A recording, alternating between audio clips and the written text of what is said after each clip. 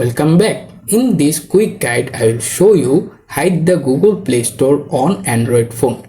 So let's get started. First of all, open the settings app on your phone. Once you are in the settings, scroll down a little, find the home screen option, tap on to open it. After this page, scroll down a little, look for the hide apps on home and app screen. Tap on it. Here you can scroll down or use the search bar at the top to easily find the Play Store. Once you found them, tap to select it. After that, hit done at the top and automatically hidden the Play Store app.